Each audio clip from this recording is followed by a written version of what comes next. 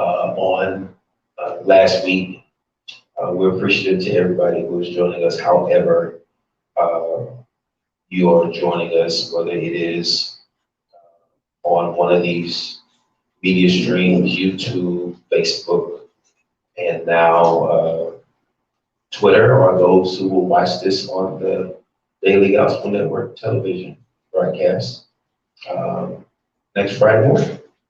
Um, I want to get right into it. We talked so much about the menorah on last time and the realities of what it all meant. I want to get a little bit more into this story about or the truths that we find in the story. I don't want to dig too much into the story, but I encourage you, if you have an opportunity, to find that book of Maccabees, read it, and see what this history was. I'll go a little bit into some of the history, especially with that particular character, because it was so funny that when I studied this information to look at it, pay attention to it, how there was so many parallels and how it connected so deeply to the realities of what we know as this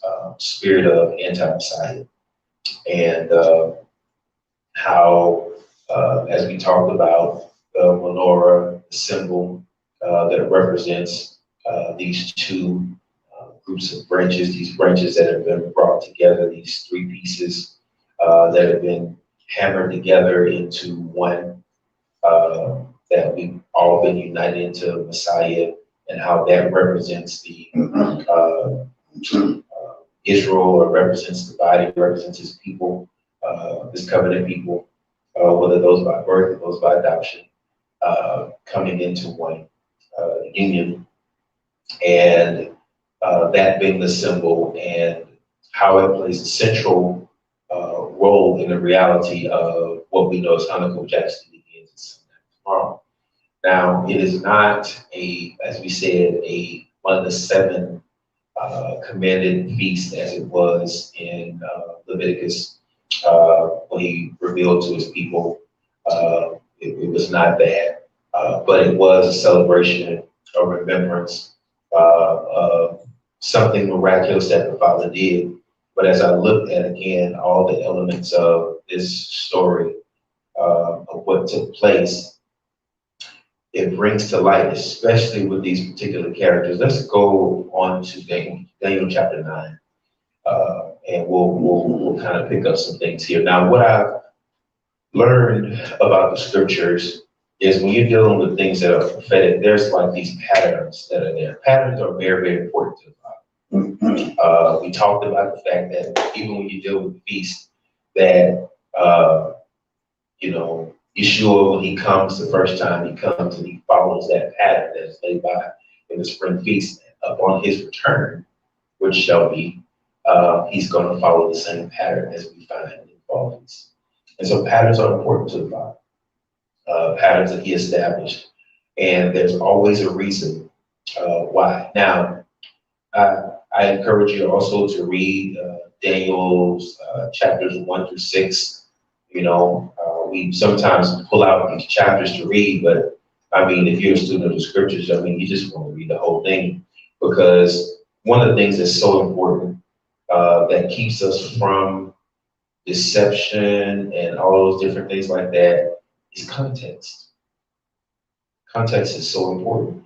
Anytime things are taken out of context, the meaning can be turned into whatever people want it to be.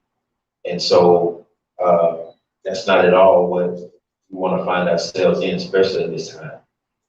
I looked at so much that was happening, that was going on yesterday, as people were in the hustle and bustle of Black Friday shopping, some of them getting into massive amounts of debt to buy gifts that only bring temporary joy to the hearts of people, and doing it in such a very negative, mean-spirited way.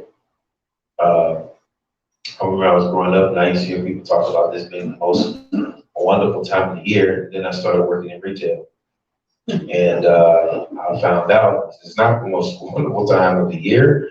Uh, this is actually, if there's any character that may be central to the attitude of people, it probably would be the Grinch, because that's about the demeanor, the level of impatience.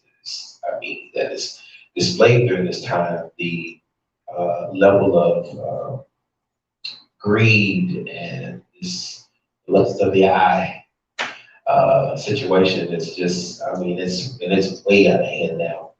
Uh, when people are, fighting over electronics, fighting over the last of an item that we're trying to get is, it's amazing, really how mean and bitter people can be over things. But Daniel chapter 9, let's look at verse number 27. You can put your finger on Daniel 11, verse 31. For the sake of time, I won't be able to read all of these passages and chapters, but of course, again, for context, it's important. Now, one of the things, again, as I was saying about biblical history, biblical prophecy, it all kind of, falls into a reality because we see these patterns that happen over and over and over again. One of the things we have to realize is at the time that these texts were written, when these things are talked about, the spirit of the anti-Messiah, more popularly Antichrist, that manifestation of the spirit of the anti-Messiah, Antichrist, manifests itself in different ways. There have been different characters central to history that have operated in that same manner, that did certain things. And in a lot of ways, these people were even billed as the Antichrist. Uh, I don't want to get in. There's something I'll talk about that offline. But there are certain things that was happening just recently that you would not believe in some cases, based on certain belief systems that are central to the day. But I'll talk about that offline. But we see the manifestations of the spirit of the anti-Messiah. Now, when we talk about anti-Messiah or antichrist, a lot of times we understand one perspective or one dimension of the word anti, or that prefix anti really deals with that which is against. Obviously, yes. But when you study the reality of anti-Messiah or against, not only are we talking about that which is against, the goal is not just to be against him, the goal is to replace him. So the goal of the central character figure, and if you pay attention, the stage is really being set very clearly for this manifestation of the physical individual person inside. And so Daniel chapter 9, let's look at verse 27.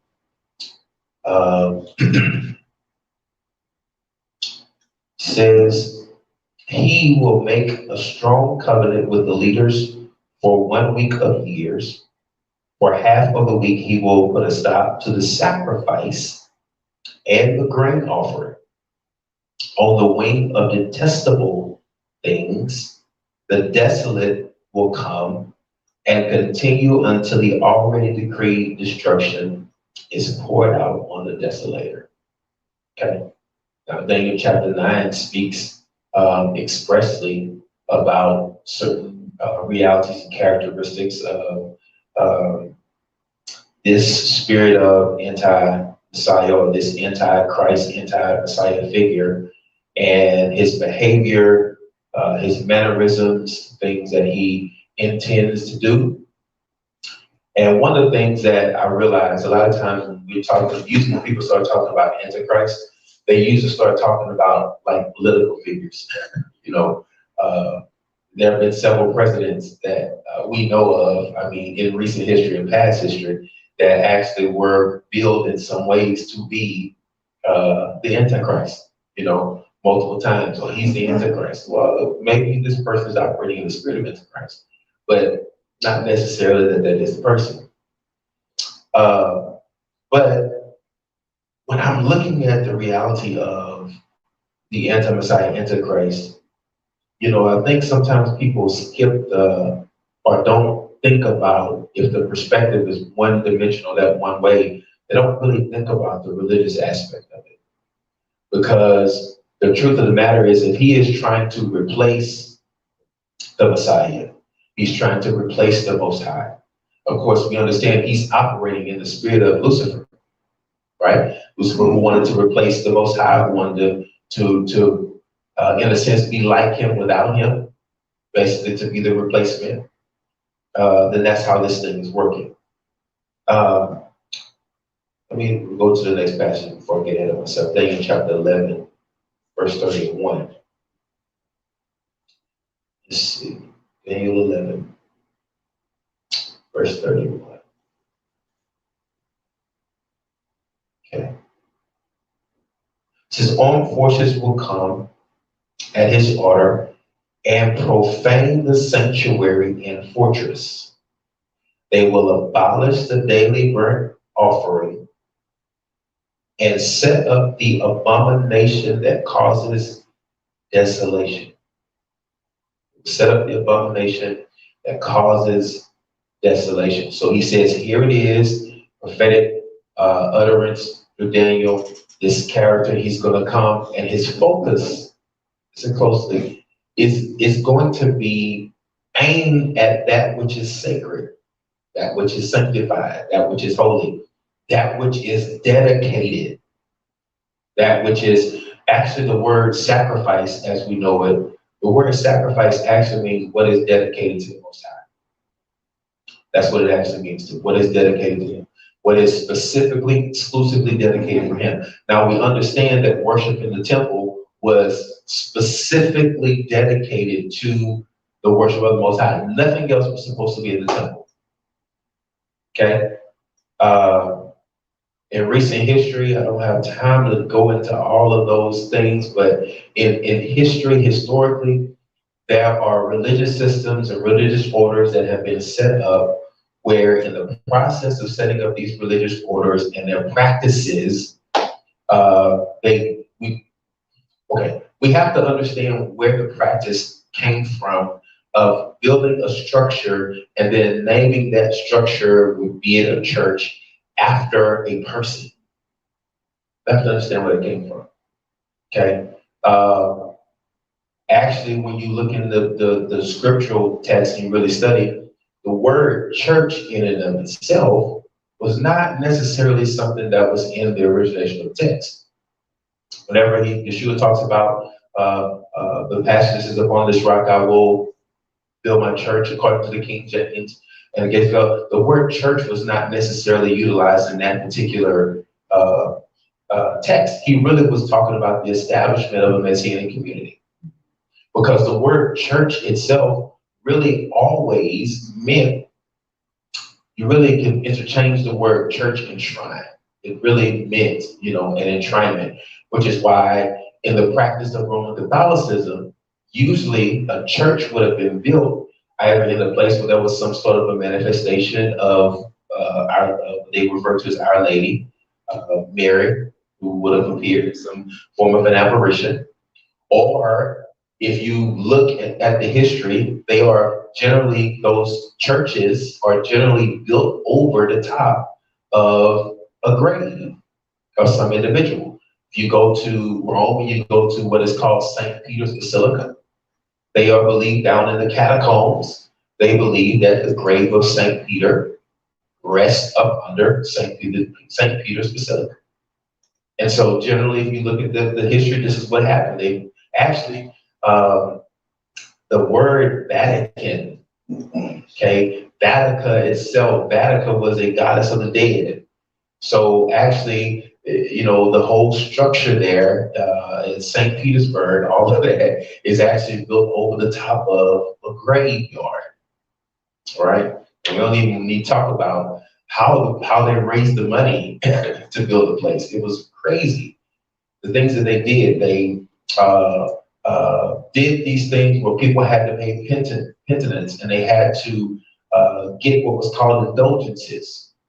And what they would do with these indulgences, basically, a person could say, hey, they want to commit certain acts of sin and be absolved from these acts of sin. And so they would give them a dollar amount that they were to pay that would actually pay for them to be able to sin for that period of time.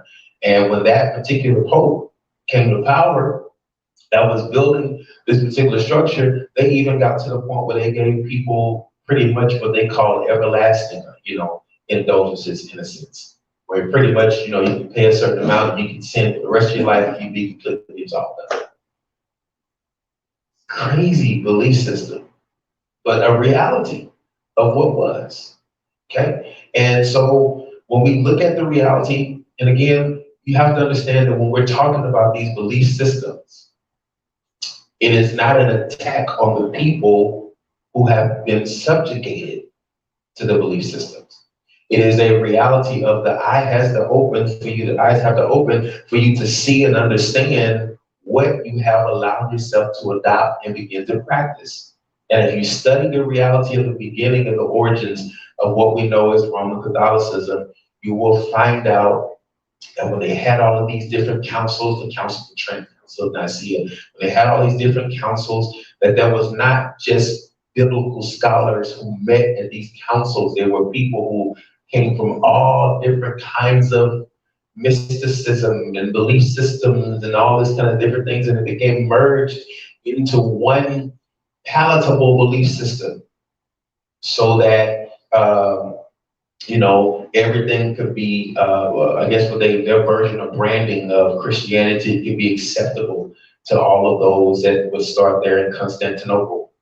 Okay, and you look at the central figure named Constantine and read about him and all those kind of different things of what he did. This whole system was set up and it was arranged according to the order, and it was operating out of the spirit of Antichrist, anti-Messiah. It was a replacement. And here's the reality.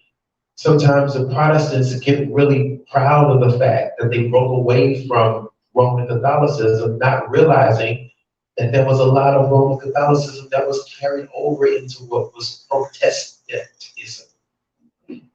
So yeah, there was a protest, okay, that became a movement, that became a reformation, but a lot of those things were carried over into their belief system and adopted into the belief system, almost so much of it until there was almost kind of like a full circle. So now there's still a copy of Roman Catholicism, it's just a different label. Okay? One of the things I keep trying to make sure that I reiterate over and over and over again is we have to understand our central figure to our belief system is Yeshua. And he did not come to uphold Judaism, neither did he come to establish Christianity.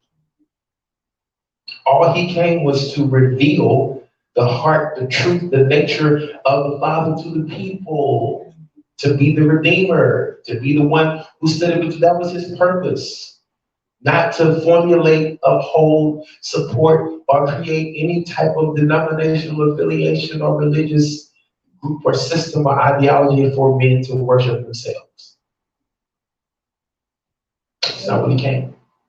And so if we take a good, hard, honest look at the systems and the belief systems and the ideologies that we've adopted, it becomes important for us to learn to trace the origins of what we do, the origins of what we believe. And if we can't trace the origins back to the central reality of the scriptures, it becomes important for us to eliminate those things. So we eliminate those things and not the group, you becoming a legalist, or there's always some sort of a label or title, that, people ascribe to. I'm a Christian. Okay, well, what did Yeshua call his followers? Call them Christians, or were they called that by pagans who were making fun of them in Antioch? Right? So again, we're not beating up on the people. We just have to understand the truth has to be spoken so the light can come on, so we can understand what it is that we have adopted. That no, it was never his intention and his will for there to be a merger between the birth of Yeshua and Saint Nicholas, right? Pay attention, it all draws back to Roman Catholicism, right? Saint Nicholas was, when they talk about sainthood, they're talking about a person who's worshipped, who's prayed to in their system of belief. Saint Valentine, Saint Patrick, guy who's supposed to have driven all the snakes off the land. Wow, powerful figure. But we have to go back and look at the origins of what it is that we do, so that we can see if we have begin to do things according to an altered pattern, right? Because the pattern is important. Because we got to look at the reality that the pattern was not something that was established by us. The pattern was something that was established by the Father. And so we cannot interrupt this pattern. So what is this spirit of anti-Messiah? The spirit of Antichrist, who comes and says he's going to disrupt all of the daily burnt offering. He's going to come into the sanctuary. He wants to attack that. The spirit of Antichrist attacks that which is sacred. They don't have to worry about that. It's in the world that belongs to him. That's part of him. But the focus and emphasis is on the replacement, the removal of, the destruction of that which is sacred, holy unto the Most High. So could it be that some of the things that we see battling against that which is sacred and holy? Let's take one example. That which is sacred and holy to the Father, the structure of the family. Why can you see that the agenda, LGBTQ, all of the alphabets they added, can't you see this attack for the structure of something sacred that the Father, actually, the first sacred thing that was established in the earth was not an assembly, it was a family. Man and a woman having children. That was the first sacred, if you want to say, institution that was established in the earth, besides the relationship between man and the Most High, was the man and the woman and the children. That was his pattern, that was his design, that is his order. It cannot be altered. It's never left up to legislation in order to change that, to alter that. Whatever definition you want to give it, it doesn't change that into that. Two women who are supposed to be in a relationship similar to that between a man and a woman is not a marriage. Not according to what the Father established. Now, that would be called hate speech. Unfortunately. But it's the reality. He established a pattern. He established an order. He had a purpose for the pattern and a purpose for the order. And when you switch up the pattern, you create something else he didn't intend. So what I decided, and I'm just kind of on this soapbox for a minute, what I decided to do was I decided not to even dignify the reality of what these things. I taught my children, guys, understand there is no such thing as a transgender. Can't be. The only thing anybody can be is a male or a female, man or a woman, boy or girl. There's nothing in between that. It's established.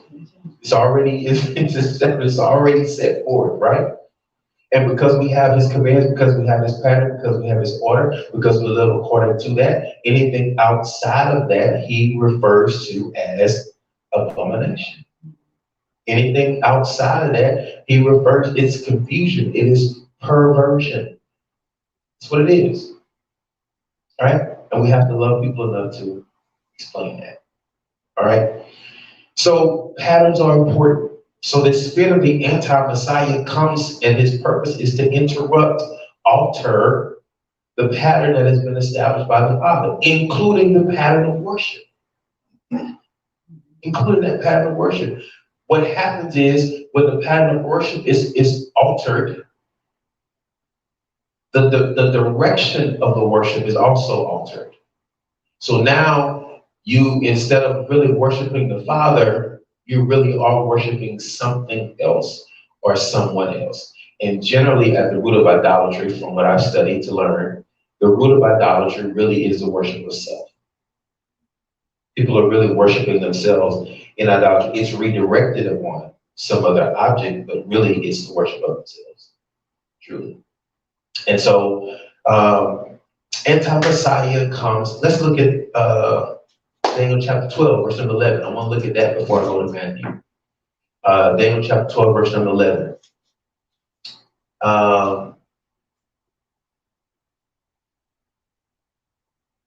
From the time the regular burnt offering is taken away, and the abomination that causes desolation is set up, there will be 1,290 days. How blessed will be anyone who waits and arrives at the 1,335 days. But you go your way until the end comes. Then you will rest and rise for your reward at the end of days. Okay?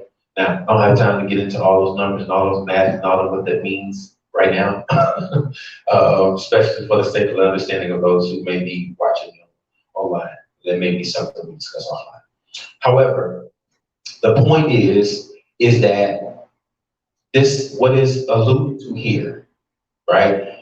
Some abomination takes place, desolation, okay, causes desolation, causes destruction, comes, alters the pattern, and then there's a period of point in time when things get a little bit hairy, but then there's what is alluded to or suggested is that there's a requirement to endure to the end. Okay? There's a lot to endure in between that time frame and the time period, because a lot to endure to, because that spirit of the anti-Messiah comes to attack. When you read the book of Daniel, one thing you see about that spirit of the anti-Messiah, this individual anti-Messiah says that he comes, and one of his goals is to wear out the saints. Or is it not a mystery? It's not really a mystery to me that right now, at this particular point in history, there is such a rise in depression and anxiety. And you have to also pay attention to the fact that, especially when you get to this time of year, this is one of the highest points in the time of the year between now and Valentine's Day. That there is so much depression and anxiety that most suicides that occur happen between now and Valentine's Day. It's crazy, okay? But it's a really super high point where it's supposed to be the most wonderful time of the year, right? It seems to be jolly, right? But that's not what's happening, okay? It's people are depressed, and they're even more depressed during this time of year, especially if they're not involved in some form of romantic relationship. They are more depressed, full of more anxiety. Okay. Matthew chapter 24. Let's look at Yeshua's words. Okay. So anti-Messiah comes, and when he comes,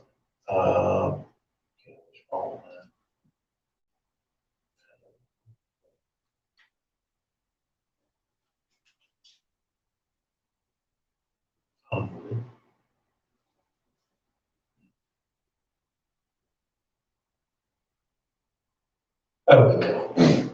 All right. So again, pattern established, important. Talked about this menorah.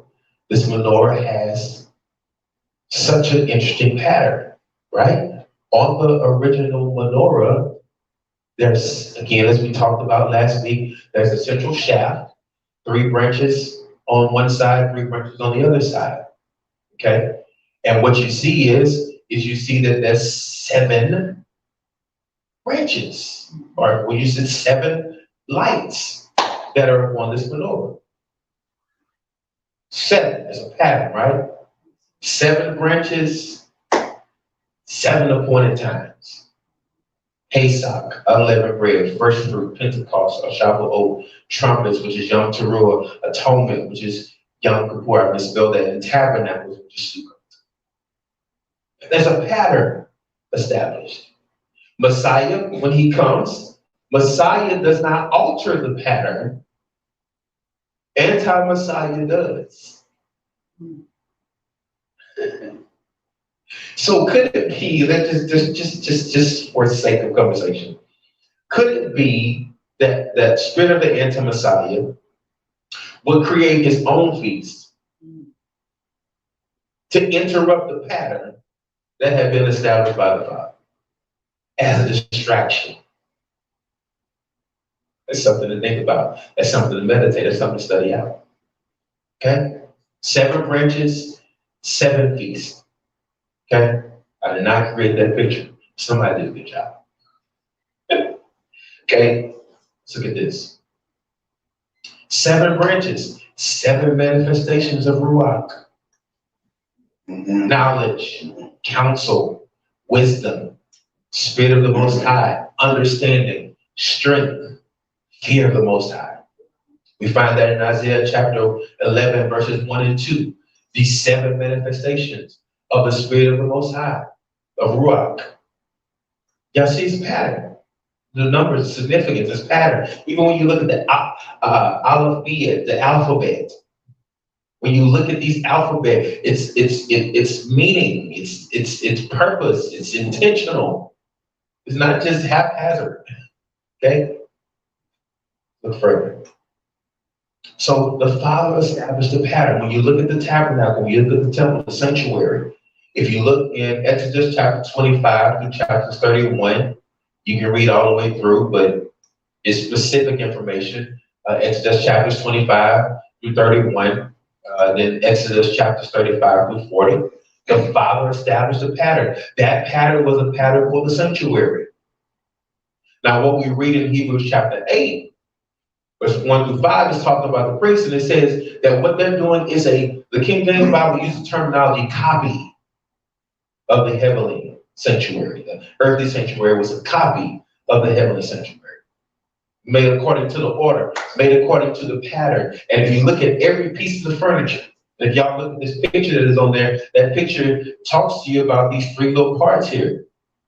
Outer court, inner court, most holy place. Right?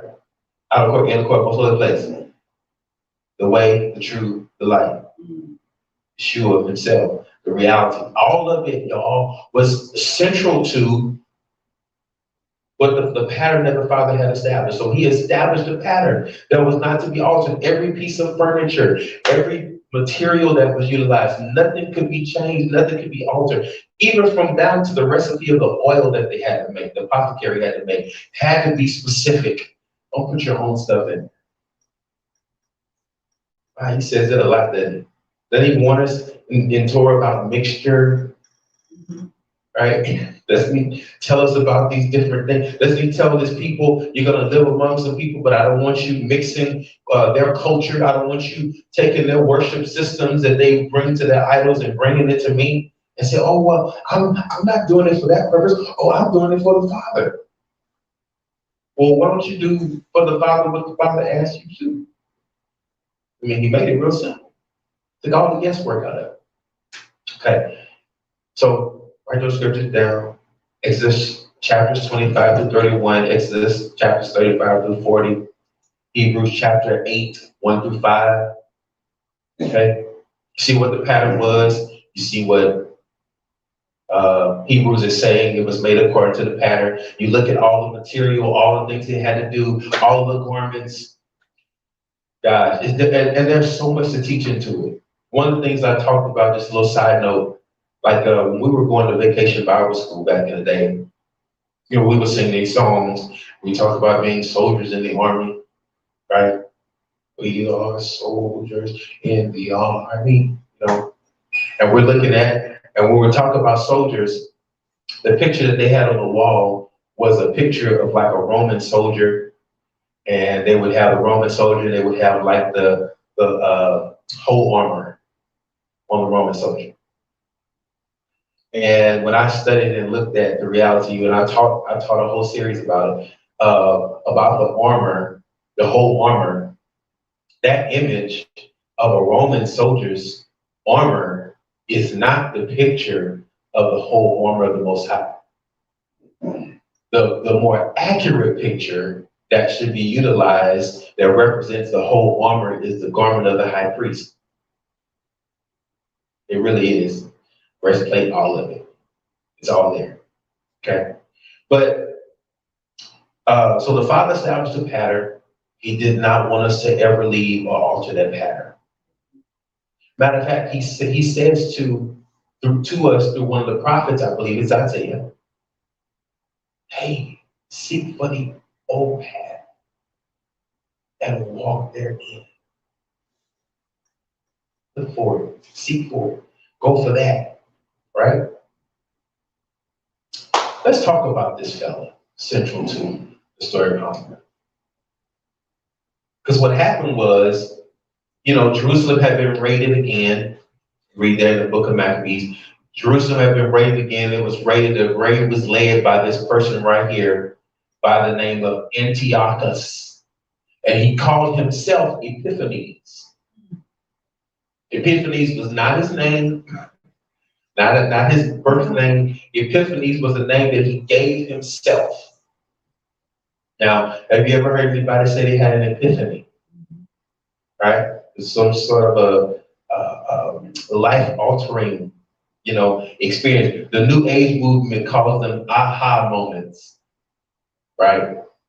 So he called himself Epiphanes, and Epiphanes means the illustrious one, or God manifest. Pause.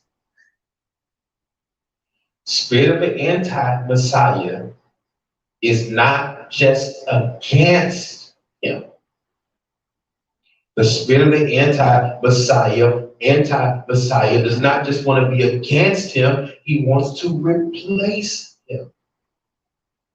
So this fella called Antiochus, named Antiochus, self-named himself, titled himself, Epiphanes.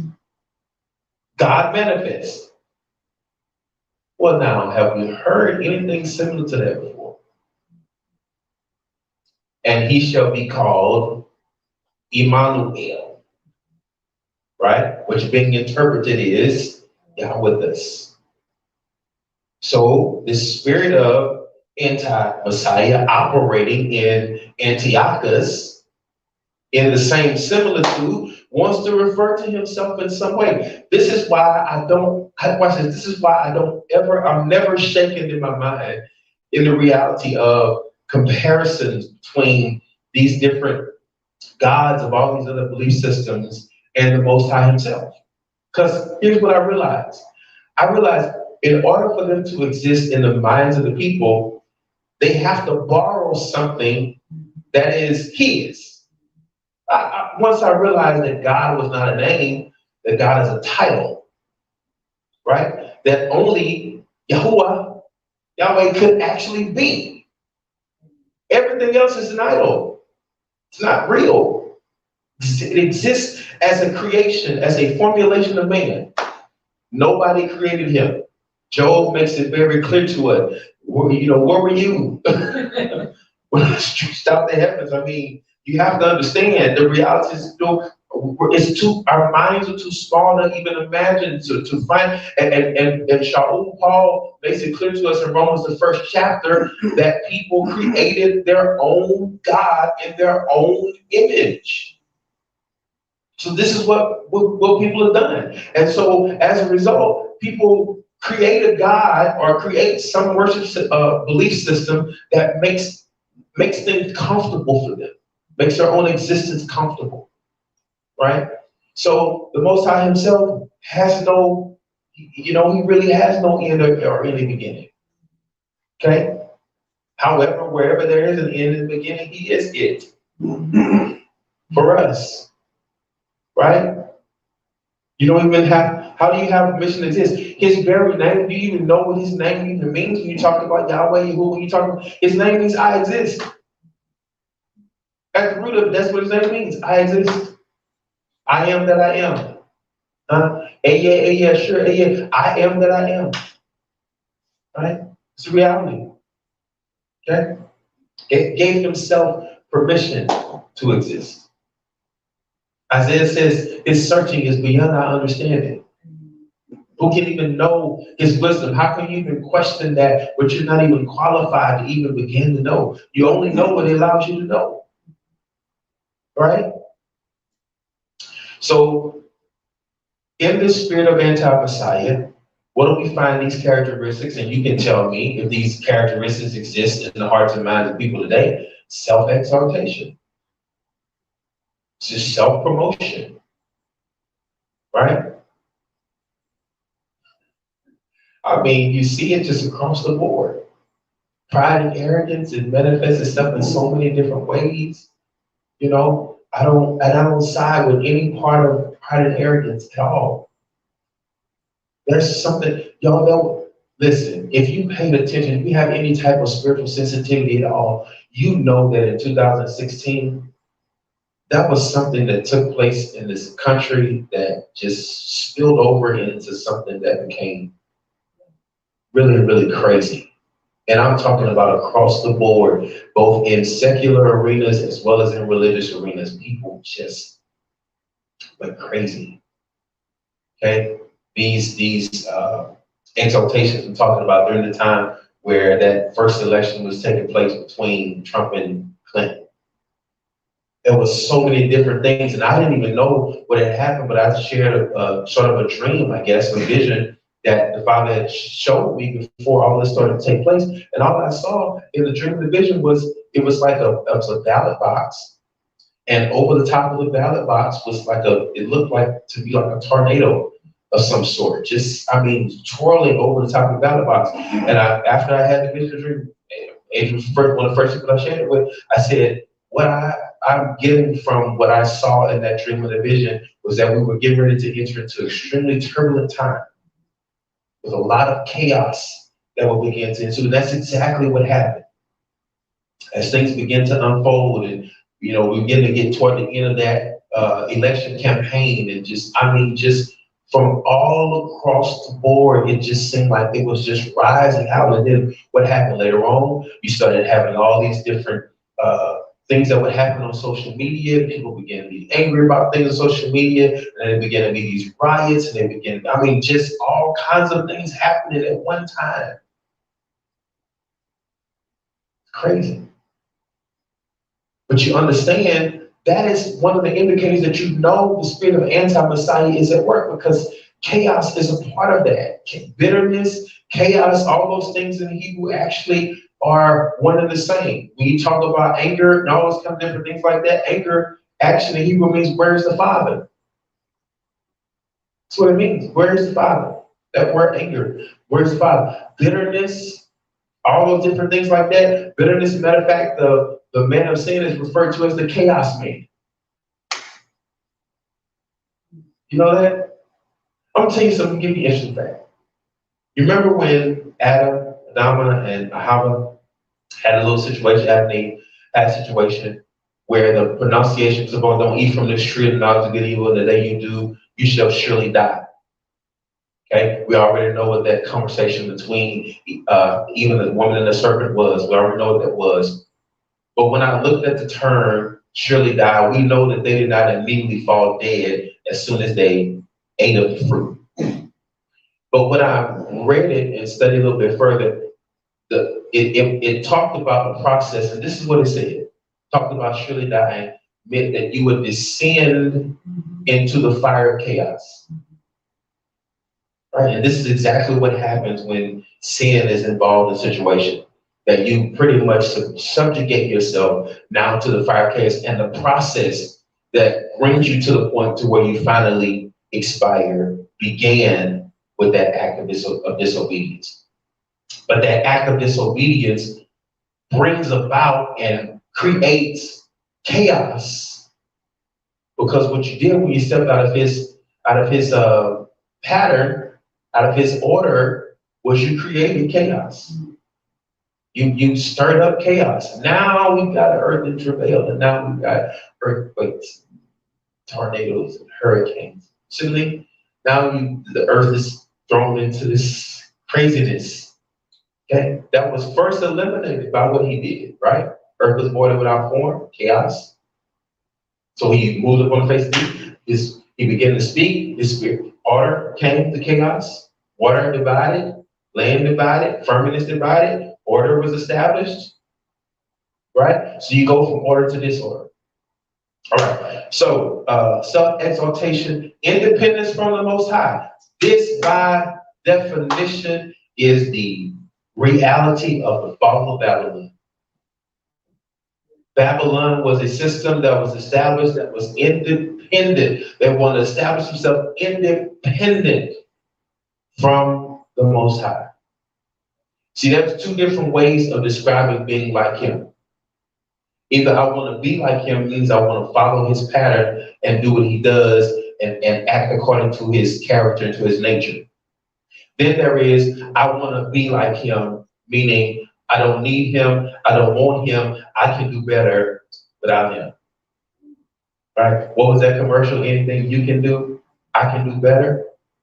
That mentality, that Luciferian mentality that manifests itself in different kind of belief systems. See, the spirit of anti-Messiah has all different kinds of legs, like a spider, right? And it manifests itself in so many different ways. You got all these different tentacles that are just, reaching out into these different places.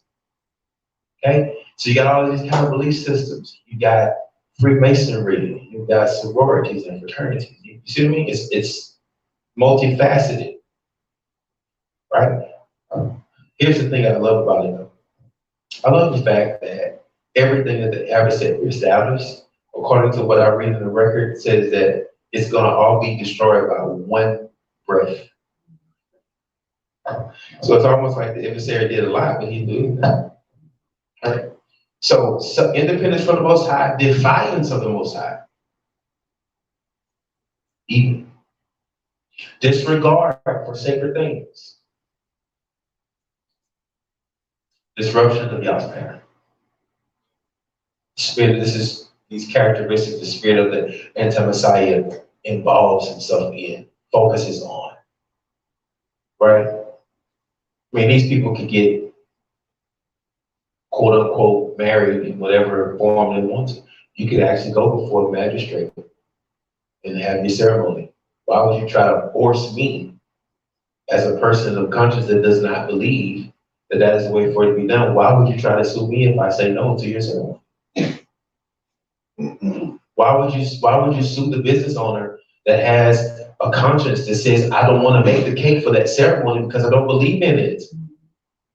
You got thousands of cake decorators that you could utilize. You got thousands of planners that you can utilize. People who are part of your idealism.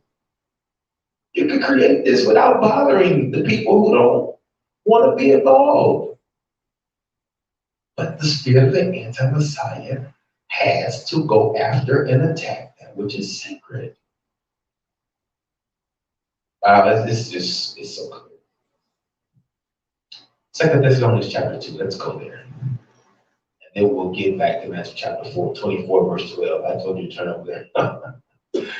Okay, let's look at 2 Thessalonians chapter 2 real quick. And verses 3 to 12. And then we'll look at Matthew 24 and 12.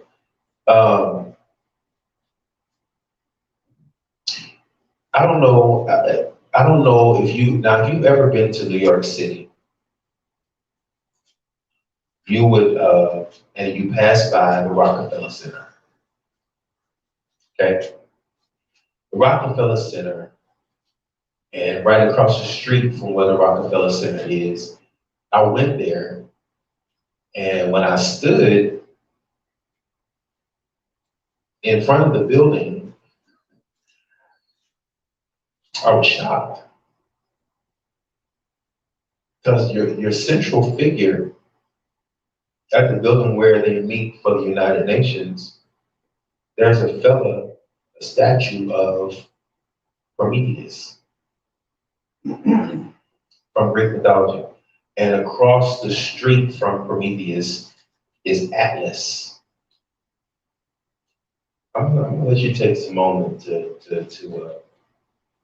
to study what those two images represent. You know, see how deep idolatry is. Oh, and you know, I made some people really, really upset when I said this.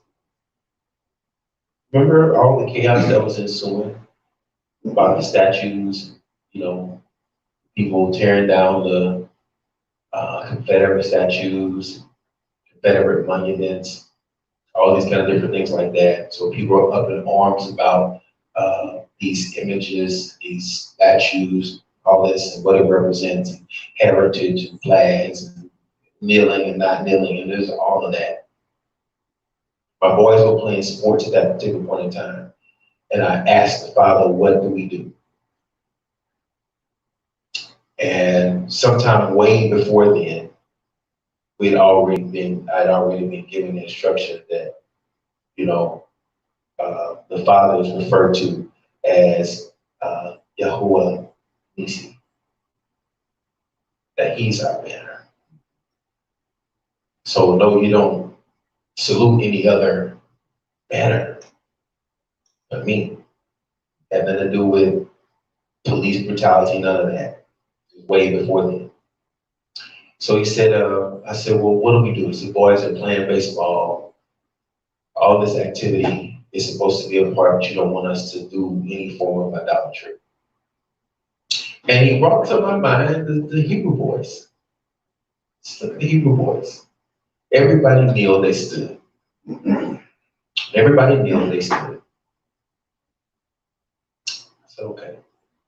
So I told the boys, I said, they're worshiping the flag. That's what they're doing. They're worshiping the nation, because that's what they're doing. You stand and you talk to and you offer words of adoration and praise to the Most High, and you pray for this nation. That's what you do. We don't bow the knee. We don't do it. We only honor and worship Him. So when they asked me the question, so how do you feel about that? I said, you know what? If we were doing it the way the Most High wanted us to do it, we tear them all down. We tear down the Confederate ones. We tear down every statue that represents anybody at any point in time in history. We will remove all of the monuments to me if we were doing it the way the Most High wanted it done. Because the reality is the reason why it is so personal is because it is idolatry. It is in the heart. And if we were doing it the right way, there would be no statues of anybody, any monuments to anybody, ever. And then we wouldn't have anything to be so upset about. Then we wouldn't have anything to be so frustrated about. So if you ask me, move down. Right? It was so funny. I mean, that was less offense when they removed the Ten Commandments from in front of the courthouse. I'm just saying, if that's the reality, that's a problem. If we did it the way the Father wanted to be done, we wouldn't have a problem. And that's something. So let's go to chapter 2, verse number 3. No, isn't that the truth, though? Isn't that the truth? We would give it all of it, right? We wouldn't be saluting the flag. We would only be worshiping the Father.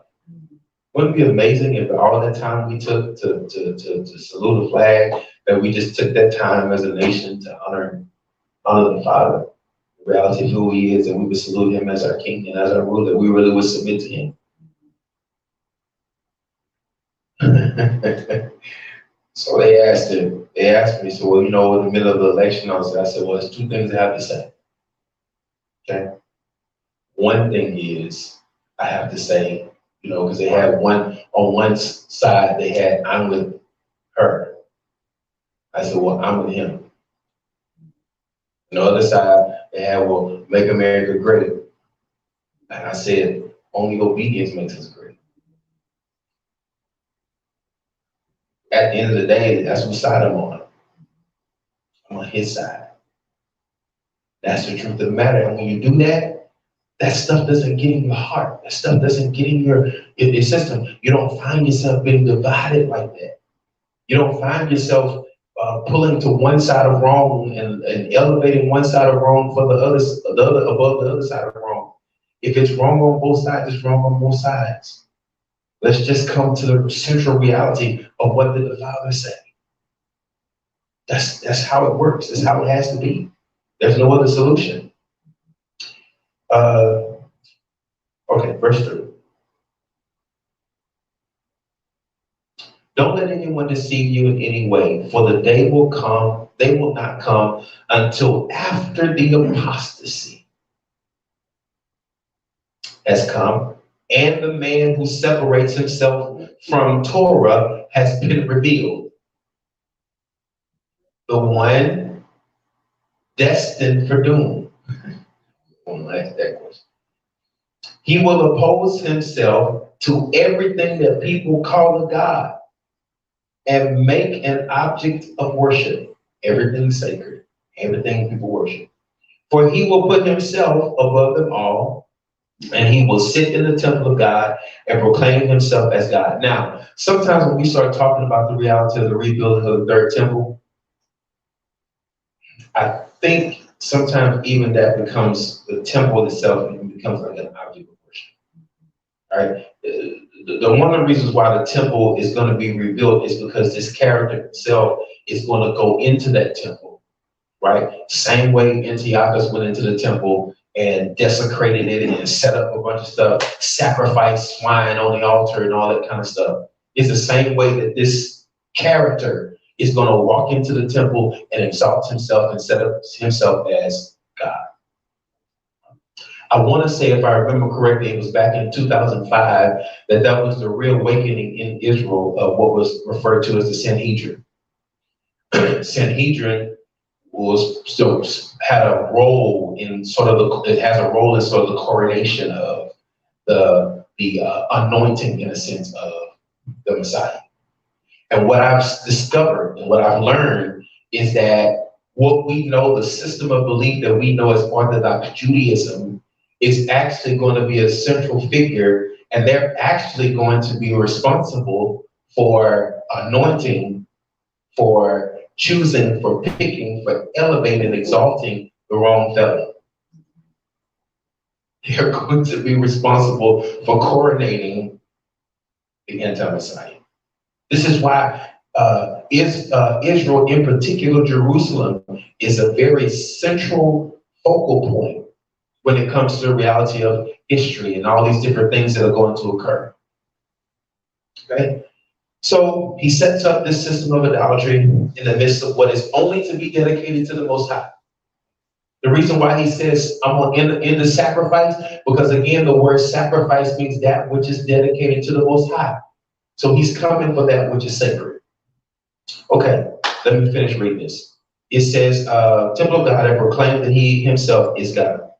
Don't you remember that when I was still with you, I used to tell you these things, and now you know what is restraining, so that he may be revealed in his own time?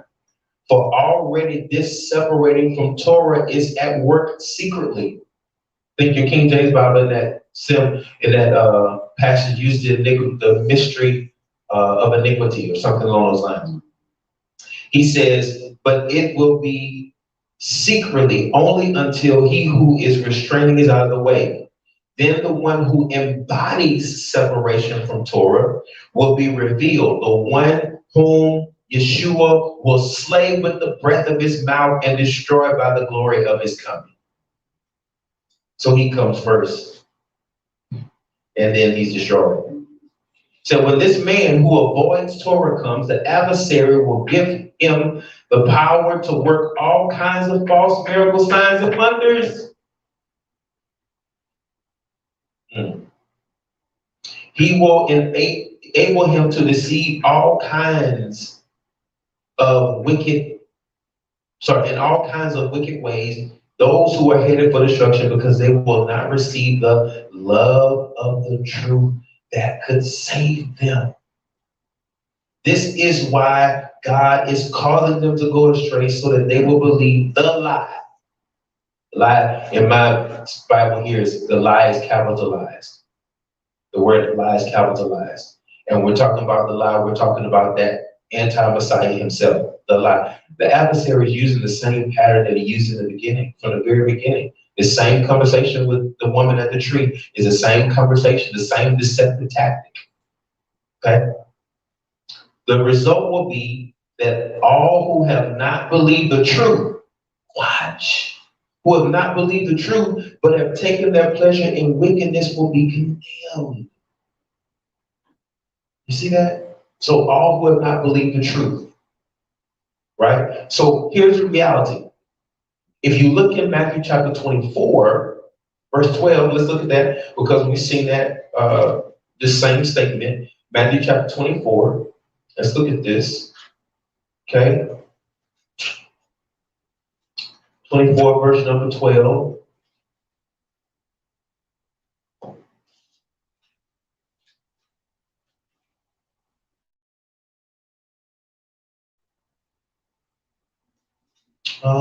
Verse 10. At that time, many will be trapped into betraying and hating each other. Oh my.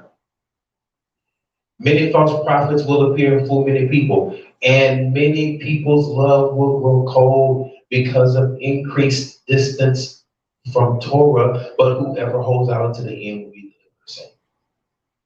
So he says, this spirit of anti-Messiah, you just got to read in 2 Thessalonians, he is the embodiment of separation from Torah. He is the man who separates from Torah. He's the man who causes a disconnect from the commands of the Most High. Watch this, the commands of the Most High, which work in concert and are not against the fruit of spirit we talked about before, that actually develops in our heart the love of the Most High for both the right kind of love for ourselves, the right kind of love for the Father, and the right kind of love for other people. It is the Torah that does it. And if we separate ourselves from Torah, what spirit are we operating in? Except the spirit of the anti-Messiah. When we separate ourselves from that which the Father gave for the purpose of changing, it is the instrument that does the surgery on our hearts. It is the instrument that changes that. So we distance ourselves from it. What happens is the love begins to grow cold, because that's the thing that the adversary cannot do. Cannot love. He can lust, but he cannot genuinely and truly love. So that spirit of the anti-Messiah is first developed in the hearts of people, right? And when the individual himself comes, the heart of the people will already be prepared to go with it. Right? It's a copy. It's a copy, right, of what the Father has ordained. Spirit of Elijah comes first, right? Turn the hearts of the fathers to the hearts of the children, hearts of the children to the hearts of the fathers before the great and terrible day. So before the coming of Messiah, there's a forerunner. Spirit of Elijah. Remember, they confused Yochanan, John the Baptist, for being Elijah. Right? He was operating in the spirit of Elijah because what did he do? He came to prepare the hearts of the people. Make straight the path. Repent, for the kingdom of heaven is at hand, right? He comes and makes the pathway straight and ready for the coming of the Messiah. So the spirit of the anti-Messiah proceeds and comes into the hearts of the people to separate them from that which is sacred to the Father, to separate them from his instructions and his Torah, which also is also separating them from his, right? Ruach, Torah, they were one and the same, right? It's two. You're only operating in one of two systems, one of two spirits. It is Ruach HaKodesh, or spirit of the anti-Messiah. When Yochanan writes the words, greater is he that is in me than he that is in the world, it is talking about Ruach versus the spirit of the anti-Messiah that is in this atmosphere. So when you look at that story of the Maccabees, and when you look at that story of Hanukkah, you see the reality, the picture, the imagery. Here is Yehuda Maccabees and his son, who says, no, The temple has been desecrated. He came into the most holy place because you the Maccabees, they were priests. Came into decorate, desecrated the holy place. No, we're not going to stand for that. So he said, no, we're coming. We're coming back, and we're going to stand. Watch this. Funny as a remnant to stand against a new order that had been established. Right? A new order. You paid attention? There was some guy, I can't remember what his name was, who specifically said, yeah, it's about time for us to begin this whole process of this one world religion. Pay attention. Pay attention to these summits that these world leaders continually are attending, and these accords and the systems that are already being aligned and set in place. Pay attention. Okay, this whole thing is setting up the spirit of intimacy is at work. Yeah, they do want to have a one world government and a one world religion. They do. Now, it would be anything wrong if it was a one world government subjected to the Most High. It's not, right? This is that Tower of Babel thing. Raising itself up again. This is whatever they've imagined to do. Remember? Genesis 11 said, whatever they imagine to do, the people are going to accomplish it. They've got another agenda. And they're working that agenda. And listen, I'm not talking about the spacey stuff, the conspiracy theory, and all that kind of stuff like that. But I will tell you, one of the deceptive tactics of the enemy is to make you believe that something is a conspiracy theory that is actually true. Right? Because here's the reality. I know what I know about what I know, but it doesn't make me afraid because I know. Because I also know who's going to undo it and who's going to eliminate it. And I also know that everything that is taking place in this world system has an expiration date. Right? Don't let anybody deceive you, and do not be afraid. Those are Yeshua's words. So he tells them, when you see the abomination that causes desolation standing in the holy place, look up, for your redemption draws nigh. Right? And I'm gonna have to continue this later. But this is why, again, when we're taught the true reality of Torah, we understand the true appropriation of faith. What we know is faith, right? That word faith actually was not used really, it was the word emunah, where we get the word amen, that which is true, that which is established, that which is so, that which is right. Okay? True biblical scriptural faith had nothing to do with the acquisition of things. That's a misappropriation. Oh, I'm putting my faith out for a new car. Misappropriation. Oh, I'm putting my faith out for a new house. Misappropriation.